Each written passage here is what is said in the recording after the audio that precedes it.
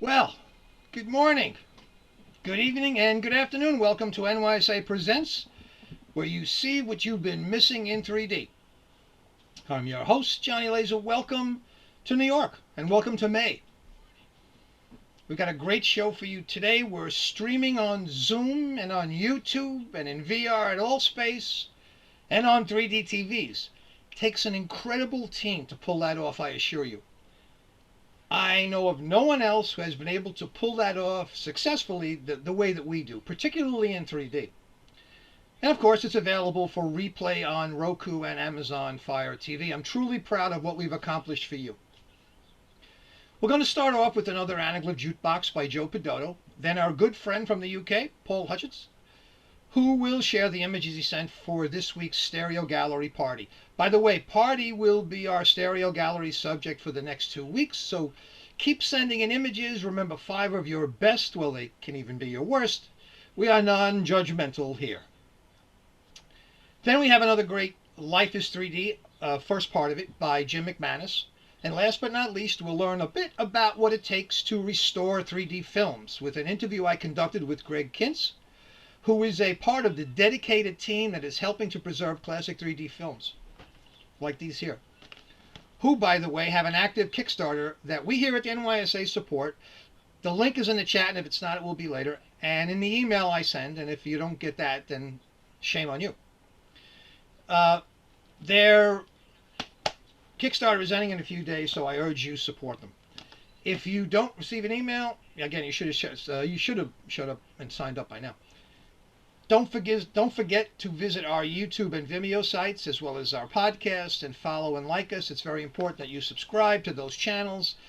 It costs nothing, and we appreciate it, and the whole 3D world will be better off for it.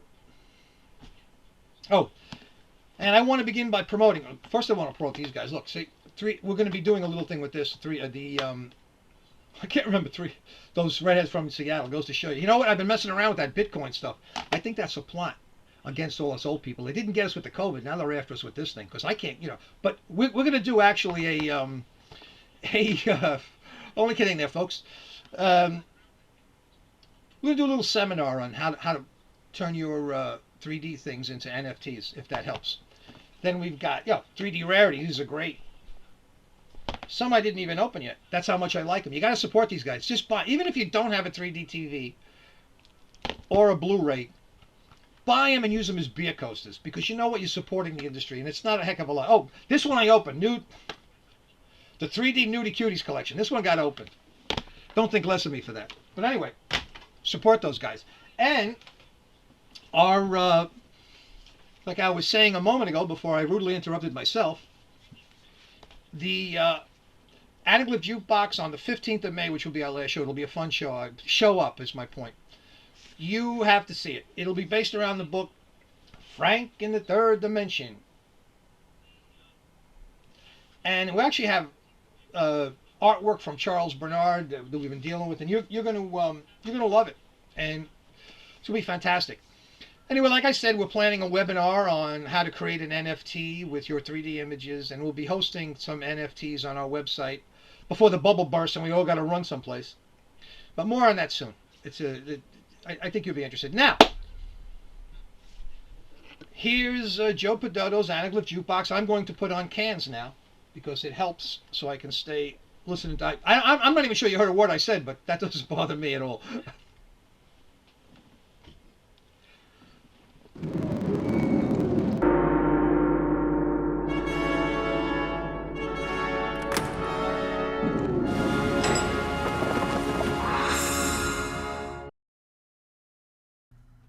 Welcome to today's edition of the Anaglyph Jukebox. You never know what you'll find on the old jukebox. Let's press B31. Okay, we've got Daring Adventures 3D, cover dated November 1953, the last 3D comic book from the St. John Publishing Company. A jolt from the jukebox. Much of the material we present has been converted by modern masters of 3D. But all these images are reproduced from the original printing with 3D separations using the cell acetate method and opaquing the backs of the drawings. Art in 3D by Joe Kubert. Our first two images, as well as our last image, are presented first in full color, then as anaglyphs. Adjust your glasses accordingly and stay plugged in with the jukebox. It's a roller coaster of a tale about a pair of young entrepreneurial artists riding one of the first big fads of the post-World War II boom era, millions of comic books sold, small fortunes made off the nickels and dimes of children, secretly recorded meetings like Watergate, lawsuits, a market crash, a suicide, and bam! The whole thing was over in less than a year. And right in the center of this story is Archer St. John. The New York Times, Sunday, August 14th, 1955. Publisher found dead. Archer St. John succumbs in friend's penthouse. Archer St. John, 54 years old, publisher of Secret Life and other magazines, was found dead yesterday in the penthouse apartment of a friend, the police reported. The police listed the cause as an apparent overdose of sleeping pills, pending an autopsy. Joe Kubert, who along with Norman Maurer brought the 3D comic book concept to St. John, said that St. John was, quote, one of the most aristocratic upper crust types that you'd ever come across. But he was as much unlike that underneath that veneer as anybody I can think of. When you sat down to talk with him, he was really a regular guy. Nadine King, office manager for the company, socialized with St. John often. She described him as, quote, exceptionally bright, and said that he did make a lot of money and he lost a lot of money. St. John was charming and pleasant to work for, but he struggled with alcoholism. Graphic designer Warren Kramer recounted that St. John would attend Alcoholics Anonymous meetings and was sober most of the time. St. John's son Michael said that in addition to alcohol, his father was addicted to amphetamines. Archer St. John was born in Chicago, and he and his older brother, Robert William St. John, both became journalists. Archer founded a paper, the Berwyn, Illinois Tribune, then left that to become the advertising manager for Lionel Trains.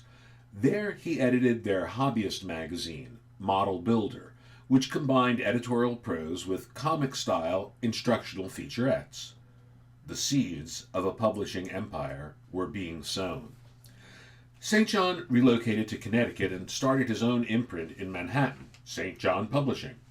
The company's firsts in the field include the first 3D comic book, 3-Dimension Comics #1, September 1953, the first movie comedian tie-in series, Abbott and Costello Comics, and one of the first proto-graphic novels, the 25-cent picture novel, It Rhymes with Lust, 1950.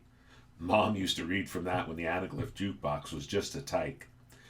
It Rhymes with Lust was drawn by that great good girl artist, Matt Baker. St. John had an enlightened attitude towards race. He employed and befriended Baker, one of the very few African-American comic book artists working in mainstream publishing. Quote, they had a very close relationship. I don't know exactly what it was, Baker's brother Fred Robinson said in a 2012 interview. Baker did many of St. John's covers across genres, but he was most known for his shapely women. Perhaps the best example is the title character in the service comedy Canteen Kate. St. John and Baker once traveled to Los Angeles together, and a photograph exists of the two of them at the old Grauman's Chinese Theater in front of Jean Harlow's footprints. St. John had wanted to turn his entire comic book line into 3D, but the fad was over before that could happen, and St. John lost a fortune. In 1952, Archer St. John's brother Robert saw Archer in person for the last time. Archer flew from New York to Geneva and, on Robert's description, quote, looked dreadful. He was terribly disheveled. His face was badly cut up. His hand was cut. There was blood all over his shirt. St. John had been drinking heavily on the plane. The day before his death, he also called his son Michael, who was at work at the St. John publishing office, to tell him that he was being blackmailed, but he would not reveal his whereabouts. On August 22nd, 1955, St. John spoke on the phone for the last time with Robert, who described him as, quote, very despondent. St. John died either that night or earlier the following morning. His addictions led to his early death, certainly. But Archer St. John was also a visionary, trailblazing publisher who entered the comic book field and changed it forever. And now I'd like to introduce you to Paul Hutchence, our friend in the UK, and welcome his contributions to our Stereo Gallery party. Morecambe is a small English seaside resort in the northwest of England. And all these photographs, or 4 photographs, are of a street party where they were trying to enter the Guinness Book of World Records for the longest outdoor table street party. And it was on the occasion of the Diamond Jubilee of Her Majesty the Queen Elizabeth II, who in 2012, who'd been on the throne for 60 years. And so a lot of places throughout Britain held street parties. In Morecambe, we were trying to get one which could get into the record book for the length. Now, where is Morecambe?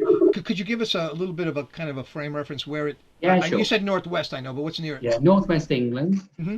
It's near the English Lake District, about 15, 20 miles north of Blackpool. You may have heard of Blackpool, which is a popular seaside resort in England. Not far from the Scottish border either. We're probably 70 miles from Scotland.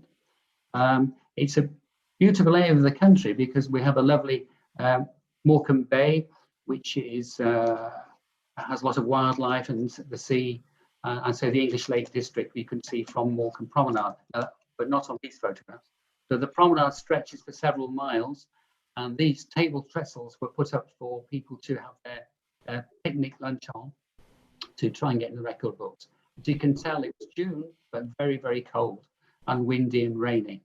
So we're all dressed up like it would be in the winter. When was that promenade put in? When was that done? That's done Victorian times of 1890s.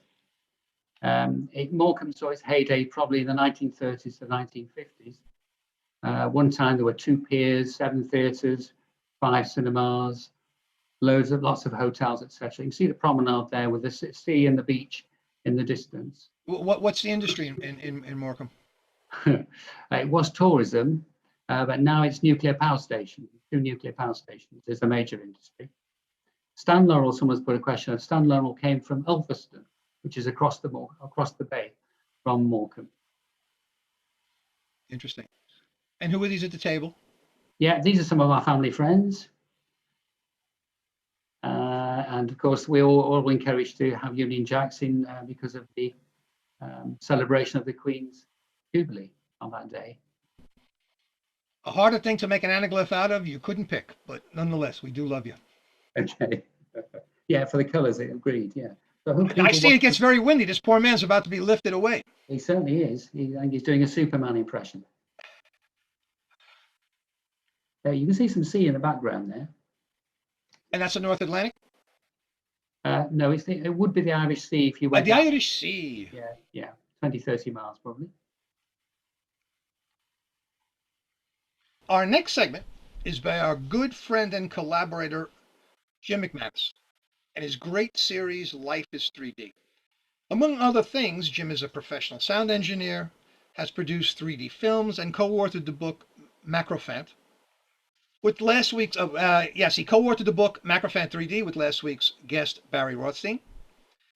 There are other things I can tell you about Jim, but we keep those a secret so we can blackmail him into doing more of these great Life is 3D series. Jim? So thanks to everyone for joining us for this episode of Life is 3D. This was one of the very first 3D pictures I ever took. On my very first roll of film that I shot as 3D, a cha-cha method, this contained this picture. And if I hadn't enjoyed the results so much, I probably wouldn't have bothered to continue. So back in 1994, there you go, one of my very first ever 3D slots. Now, usually to watch a great shuttle or rocket launch, all I had to do was go out from my house in Orlando to the end of my driveway and look east, and I would be treated to a great show on a clear day or night. The great thing about film, of course, was that you could open the shutter and just leave it as long as you stop down the f-stop enough.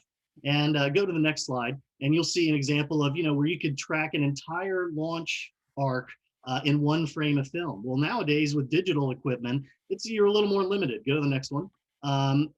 Sometimes you have a more limited shutter speed. For example, on this launch, not too long ago. I had 4 exposures, but I thought, I could maybe take these all into Photoshop next and combine them into one. And at least you can see the arc of the rocket launch. In this case, you can actually see the booster, the separation right there in the last stage, a little sort of a sprig that splits apart. Next, and even in a day launch where you don't see the light so much, the contrail is always very interesting. So just looking across our lake here, I see some really, really neat things going on, because after the rocket's gone up, the show is not over, folks. You want to stick around and see what happens. Now, the great thing about living in Florida here is I'm only an hour west from Cape Canaveral. So I used to be able to drive over, especially with the shuttle launch days, and catch up close launches like this right across the Banana River, literally just a few miles from the launch spot. And again, the contrails would always put on a great light show. Next, and you'll see, like, especially in the early morning or late night shots or launches, you'll see some really fantastic sculptures. I like to call it sky sculptures. That's the only way I can really put it, including something like this. Now I want to get into the privilege that I've had of working as an audio engineer for various video shoots, that I've been able to go out to the Cape and record some really interesting behind the scenes things. Unfortunately for this job, I didn't have a 3D camera with me. This is a long time ago. I got to go into modules behind us that are on part of the space station right now. I was inside of those things and we were filming, and it was for an episode of History Channel's Modern Marvels on insulation. And believe it or not, the skin of those things is only an 1/8 inch thick. On that job also was Mr. R. Lee Ermey. You might recognize, you'd recognize his voice for sure, the drill sergeant in everything ever since Full Metal Jacket. And he was a hoot, just a blast to work with. Enjoyed doing segments with him. Next. And then finally, Johnny, I threw this one in for you. I call it Johnny's Laser. You know, these guys are not above a sense of humor. And every once in a while, you'll look around, you'll see something that'll just make you drop dead with laughter. So I love stuff like this. Next. And of course, be on the lookout when you're walking around Cape Canaveral for various things like the business end of a Saturn V rocket sticking out at you. Now, this required a hyper shot, because just a normal 3D shot, and again, this was before even the W3. This is probably 5 years before that, and before the iPhone, certainly. So I had to make do. Now, again, you'll never know what you'll find. I threw this in for all your Viewmaster collectors out there and just 3D fans in general. There's a really nice display. This is actually in the public section of the visitor center, so anybody can go see this. And also, you can see the piece of the Challenger, actually the piece of the body and then the piece of the windshield that they have on display. And this is one of the largest pieces they were ever able to recover from the Challenger disaster back in '86. And it's a really somber experience, but a cheerful experience was filming the opening of Shuttle Atlantis exhibit. And here you can see it's actually on display as if it was in flight. So it's on what looks like, next, a 45-degree angle, but it's actually, one of the engineers told me a little secret, it's a 43.21-degree angle. So it's an homage to 4321 liftoff. So a little geeky inside secret, but it's great because if you ever get the chance to go to Kennedy Space Center, you can literally walk around the shuttle on 3 levels and see up close details like this, like the tiles, and you can read the writing on it and everything. And it was a privilege to get to go in there before the general public was even allowed access to be able to film these. Next. And even inspect details like the close-up, the tiny rocket nozzles just above the main jet engine, the main rocket nozzles on the back. Just lots of little details. And again, you can clearly read the stamped numbers on the tile. Next, and then I had to shoot, of course, the nose again, but a little bit hyper this time because you can't get much depth out of it otherwise. These things are so huge that if you shoot with a normal interocular, you're just not going to get a lot of depth. So I probably shot this from maybe a foot or so apart. So that was a really fun gig. But the next interesting gig was something we did for Discovery Channel, and it was the return to space. It was 2 years since the Columbia disaster back in 2003, and nothing had happened out at Kennedy Space Center, you know, externally. They had not launched anything. So we were going to film the rollout of the shuttle Discovery for the first time. Everybody's getting back to work, and it was just a palpable sense of victory. And so this guy shows up with his funky camera, slaps a couple of wheels on it, screws the tripod to the bottom, and proceeds to drag it all across Cape Canaveral. And we follow along with him, me with my audio equipment, my friend Martin there with his video camera. And this guy, Graham Flint, had built what we call the gigapixel camera next. And the gigapixel camera is, it used old spy plane camera parts to make this thing that could shoot a 9 by 18 inch piece of film. If you can imagine, that's a big piece of film. So you can get a lot of detail. And he wanted to be able to, he was pitching NASA to be able to shoot shots of the shuttle as it rolled out and see the detail on the tiles that you couldn't see with your naked eye by zooming in and literally being able to look for cracks. It's what has taken down previous missions. This is the camera itself in 3D. I didn't get many shots of it in 3D because I just had a normal old little pocket point and shoot back then. Again, pre-iPhone, pre-W3 certainly. So I was just winging it. And on some of these, the interocular is not perfect, and the clouds have moved. You got to understand, a lot of hyper cha-chas here. But the camera itself is fascinating. The dials on the front were actually pump gauges where you would pump the air out of it to make sure that the film plane was completely flat against the gate so that there was zero deviation. So literally you could get these incredible close-ups like next. This was this is one example of a shot that he took later in the evening. And this was like the entire image that he exposed, the 9x18-inch image, 2-to-1 ratio. Then when you zoom into 10% of that, oh, okay, I can see a little more detail. Now we can read that the banner says, "We're behind you, Discovery," and make out the NASA meatball logo. But when you zoom into 10% of that, you realize, holy moly, I can read the signatures. I can read what people wrote on the banner itself from that wide shot way back. So the amount of detail that I'm going to go back to that wide shot, so I didn't run to this one. I think that really is helpful. On the wide shot, go 2 backwards. You can barely see the banner. You can see there's something there, but you don't know what it is. And so he was scanning this in at the time. This was 2005, April of 2005. He was scanning these 9x18-inch pieces of film in at, I believe, 4 gigapixels. And so now I'm sure he could do it at even more because it's probably got more information than that. So it's just crazy what you can do. And this is an example looking out above the camera on one of our setups. We would go set up a place, do a bunch of shots, set up another place. And this gives an example of he used a telescope, like a spotting scope for on one side, and he had an SLR mounted on the other side. And this thing, he could literally, break the wheels off of it, screw the tripod off, and off we go. And it was really quite amazing. Also on that gig, it was interesting to notice in 2005, it was just a few months after hurricanes. There were 3 hurricanes came through Florida in 2004. And so there was a lot of siding missing off the vehicle assembly building, the famous VAB that everybody associates with the launch site. And it is actually 2 miles from the launch tower. The shuttle, you can look at the doors there. You can see the doors only halfway open. That shows you the height difference between the shuttle and the old Saturn V rocket. And the old Saturn Vs, they'd have to open that door up all the way to get it out of the building.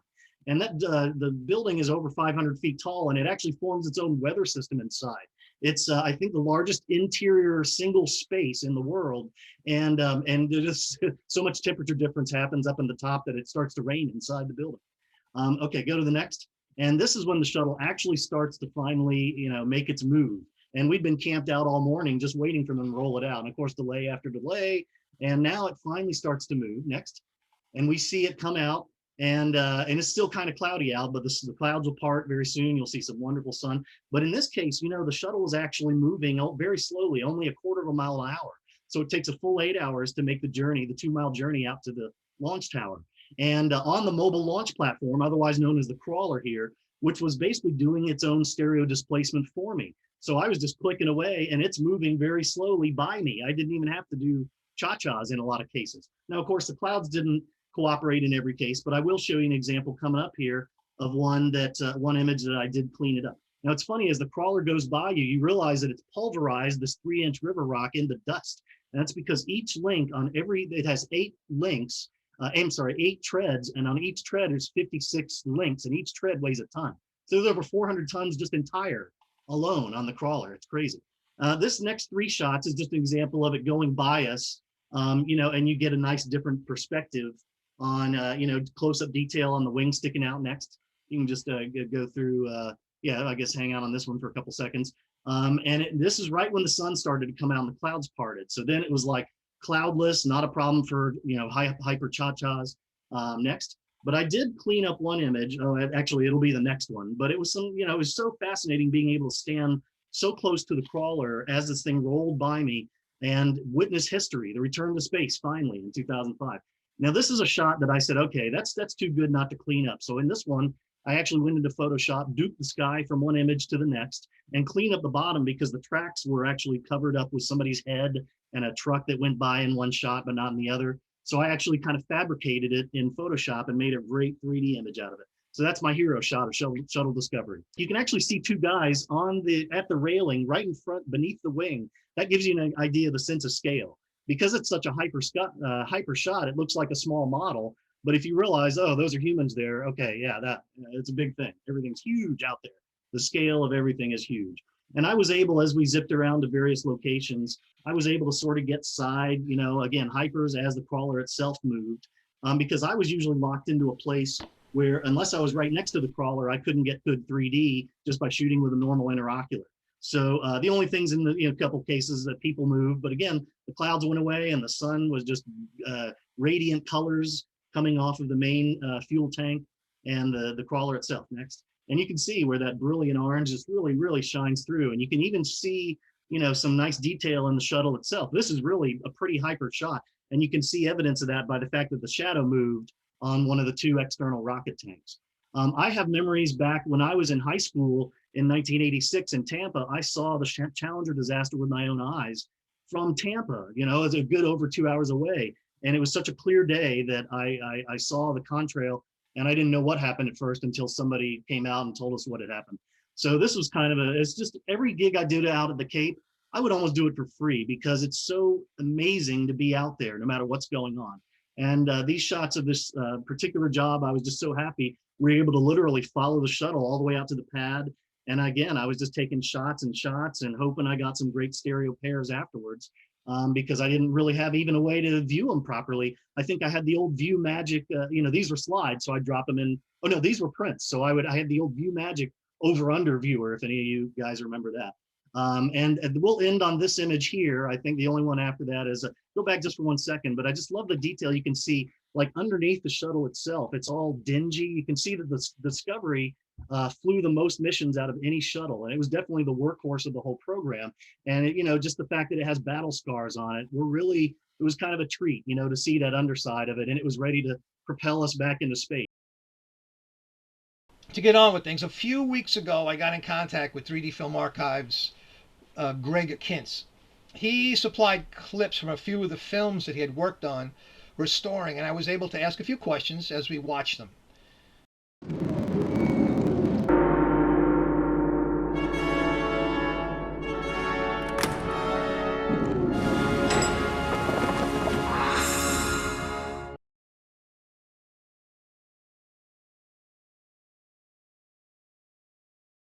Hi, Greg. Could you tell us a little bit about what we're going to see? Yeah, this is those redheads from Seattle, and this is a good idea of the original film scan. Actually, this particular shot's in a lot better shape than some of the stuff we deal with. That's not bad, but you can see dirt, you can see jitter, and if we were seeing this in 3D, misalignment.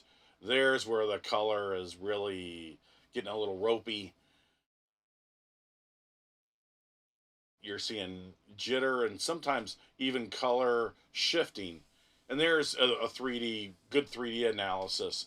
The left eye is kind of cold. The right eye is a little warm. You need to find a good balance, although the right eye wasn't too bad in that case. And here's a dupe optical. The dupe opticals, those were printed on different film stock. So those have degraded significantly. Again, these things have aged considerably worse than the surrounding footage. Not everyone knows what a dupe optical is. Can you explain that, please? A dupe optical, typically a lot of times what a dupe optical is used for is, are you going to have a fade out? Are you going to have a dissolve? Are you going to maybe put a title on there? And that's when it goes to the lab and it's processed and handled different ways. And a lot of times it's 2 or 3 generations different than the rest of the feature. And, again, the film stock that was used for these dupe opticals typically were not as high quality as the feature themselves. And that's why they've degraded, over the course of 60 years to the point where we're seeing them now. And then we have to try to work on getting that color back. And here's another spot again. Jitter is pronounced pretty heavily there, and that's the original poster for those redheads from Seattle. Well, considering what you have to work with the Dupe Optical, how do you get the colors back? Do you have documentation that was preserved from the original film? Well, each one is going to be different, and the age is different. A lot of times, what we'll do is, look at the surrounding footage and see, what the colors are supposed to be, and with an optical, a lot of times you have the people wearing the same clothing and similar shots. So knowing what the color is supposed to be isn't the challenge as much as getting that color there.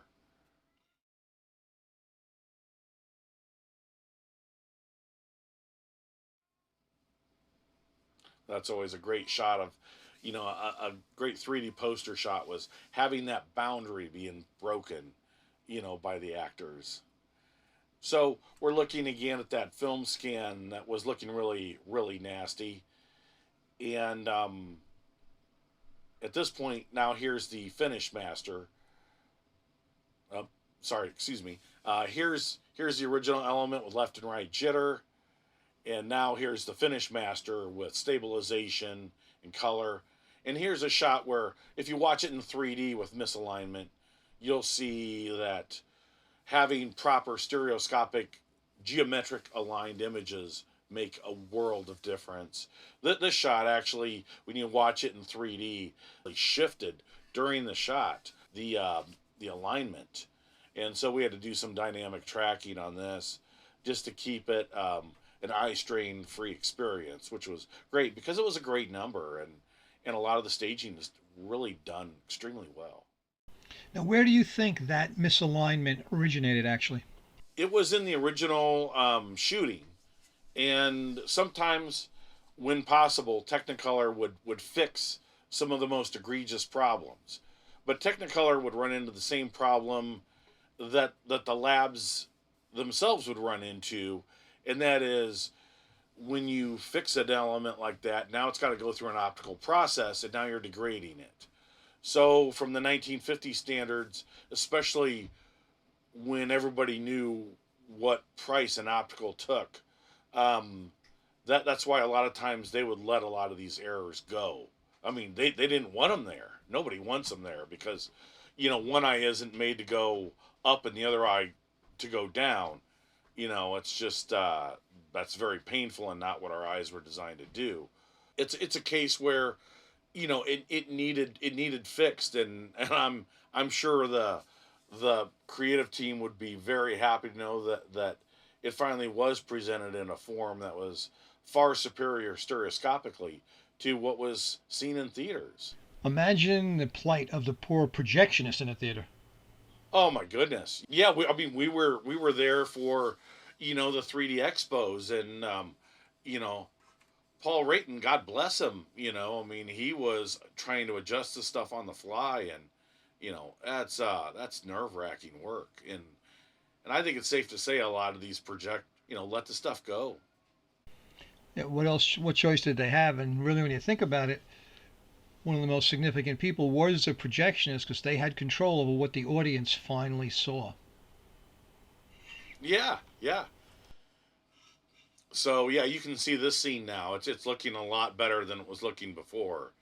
With everything off shifted, and and this is just some nice 3D shots of the finished element, where you can see proper color now and proper 3D alignment, and yeah, there were some good 3D gags in this, and Rhonda Fleming, of course, always Miss Technicolor, always looking very beautiful, and Agnes Moorehead, I believe. Now, how much automation goes into this? How much do you have to be involved in the frame by frame process? It is a shot by shot process. You could try to do some automation, but automation, when it goes wrong, it goes very wrong. Yeah, I mean it's these movies deserve better than that. I mean, it'd be like trying to auto color correct a movie and just letting it rip.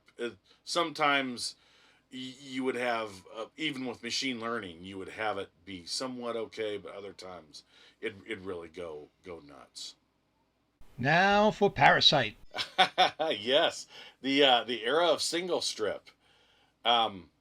So yeah, with Parasite, what's interesting is we're going away from, ironically, Back to the Future from the 1950s, um, where we had a left and a right, and each element, quality wise, was the same. In the 80s, we were dealing with single strip where the left and right eye were stacked on top of each other in a scope configuration. So there were two images in the place of one, and that raises your grain level, and that also raises the sharpness, is dropped. And and as we're seeing here, as this rolls along, you're seeing the some of the improvements that have happened, in our final version. Um, and some of those, if you view in 3D, is very apparent. So again, here's a great example of single strip 3D. It's that one image in or two images in place of one.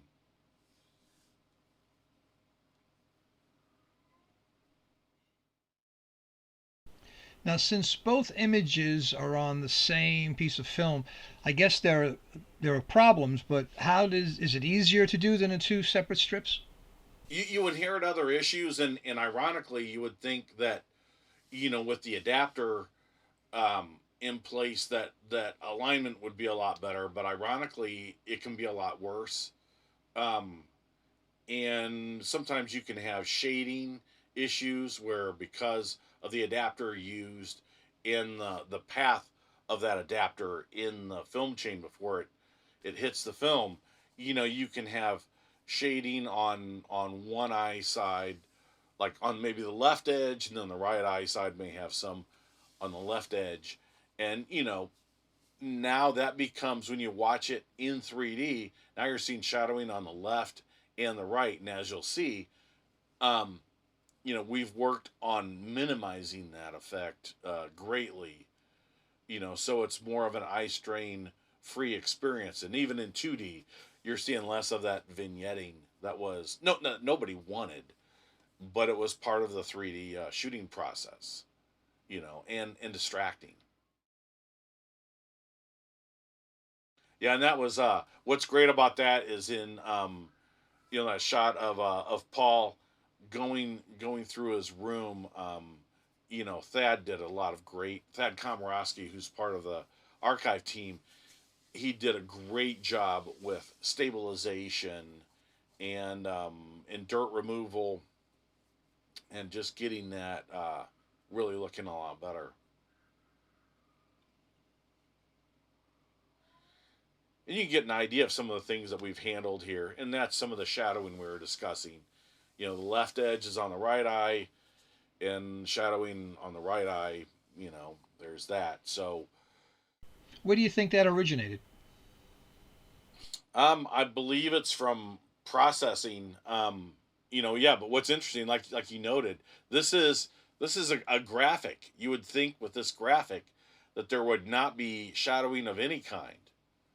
But yeah, there it is. And when you watch it in 3D, your choice is just deal with the eye strain of that shadowing, or you crop the image, which you don't want to do that, zoom in and try to eliminate it, because now you're ruining a lot of 3D compositions, So for us, the logical conclusion was minimize that shadowing, so that way you're seeing a proper image, and a better 2D image as well, for that matter. Yeah, you can see this car just heading for that shadow. Um, what do you do to solve that?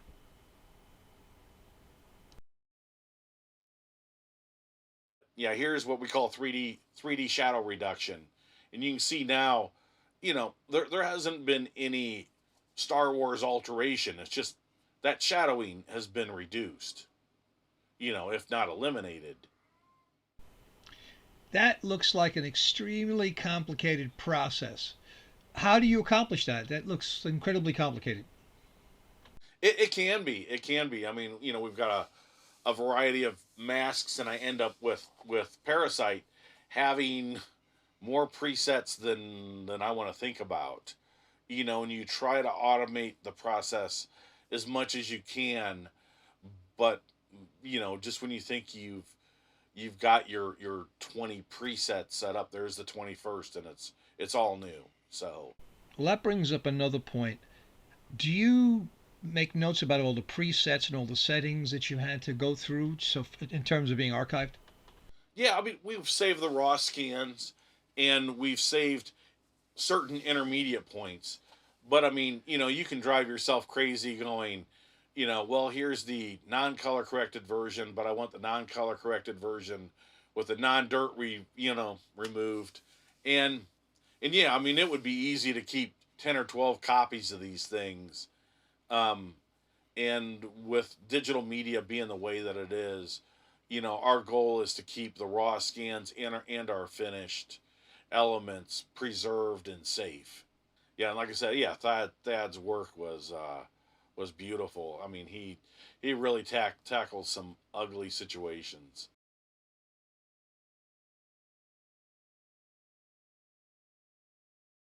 And this is for me.